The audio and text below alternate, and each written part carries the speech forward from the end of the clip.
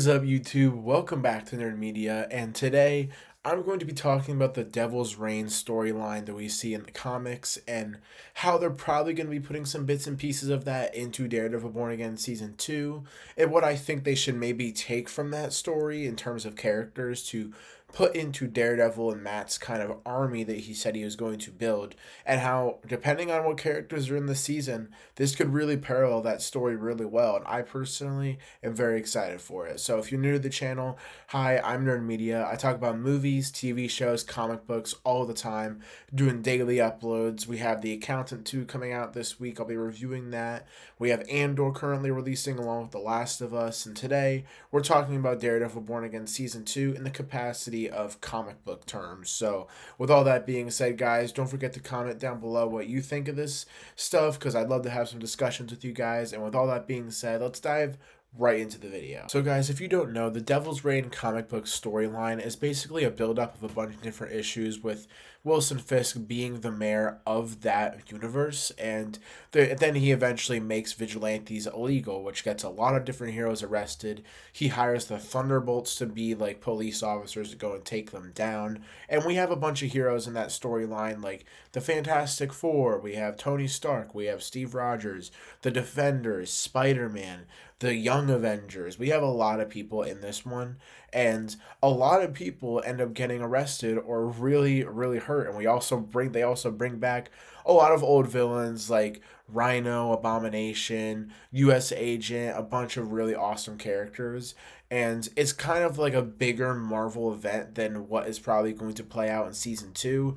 But that's basically the basic rundown, because then Kingpin is trying to control the city literally by making people vote for him more using some mind control device, which I'm assuming is not going to happen in season 2. But it's the basic premise is Fisk makes the vigilantes illegal, and that is what happened at the end of the season. Now, obviously, vigilantes being illegal in the New York City in the MCU is going to be something that is going to play into season 2 100%, no doubt, which is probably why we see Matt in this kind of stealthy black outfit, which is my favorite outfit of his, by the way. It looks awesome, and I cannot wait to see it in season 2.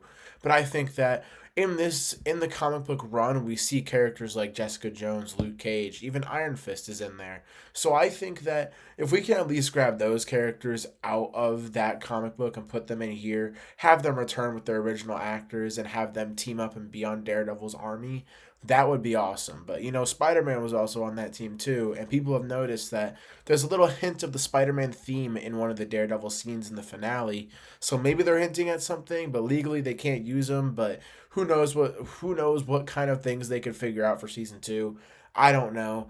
It would be awesome, but it would just be very impossible to me, because I feel like that's just not going to happen at all. Now, us MCU fans know by now, not every single comic book story is going to be 100% accurate in the actual film, so I expect this season to be no different. I mean, clearly they've already set up a bunch of different pieces from that comic book to do in season 2, and I think it'd be awesome if we got like Luke Cage, Jessica Jones, and Iron Fist, maybe Spider-Man on his army and little team there, because they were a part of the team in the actual comic book, so it would be cool. And I only bring up Spider-Man because a lot of people have noticed that in the finale there was like a hint of the Spider-Man theme apparently in one bit of the finale. I did not notice it until other people pointed it out, but that's a cool Easter egg. I don't really think it's going to mean anything, but it would be awesome if it did and it led into Spider-Man somehow being in season 2. I just don't see it happening on like the logistics side, because it just doesn't really make sense for it to happen considering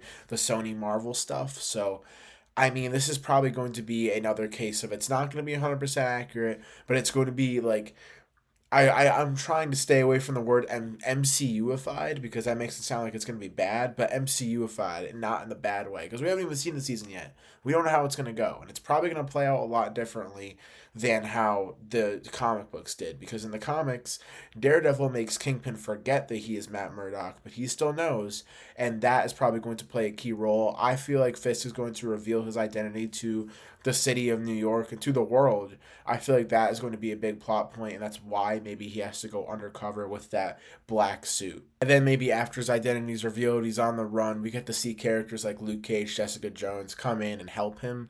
I think that would be awesome, and I just think that this is a big payoff. This season is going to be a big payoff for season one, because season one heavily was kind of like a setting the stage kind of season, and it was also going through a bunch of different stuff as well. But I think season two is going to be so much better, and it's going to be so awesome.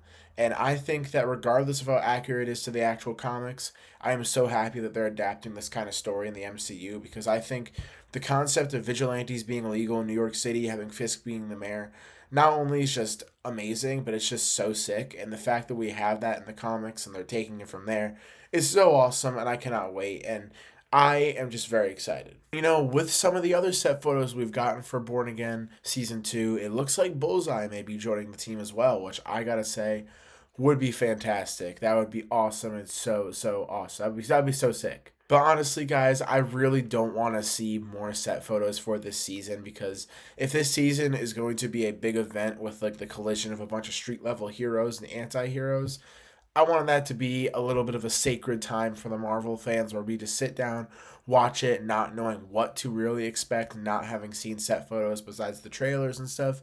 So I'm very excited about that, and I am very excited for this season. It is set to release in less than a year. It's set to release in March of 2026, so that is also very exciting. I cannot wait. Daredevil Born Again Season 2 needs to get here soon, and I am still going to be praying that Spider-Man somehow shows up. But with all that being said, don't forget to like and subscribe. Comment down below what you guys thought of this video and what you think about all this stuff, how much of this comic book you think they're going to adapt into Born Again Season 2. And if you stuck around this video this long and you're a new viewer, thank you so much. I really appreciate it. Clearly, I said something that you liked, or you just were entertained by the video. So subscribe, hit that like button, and turn on notifications. And with all that being said, I'll see you guys on the next video. Peace.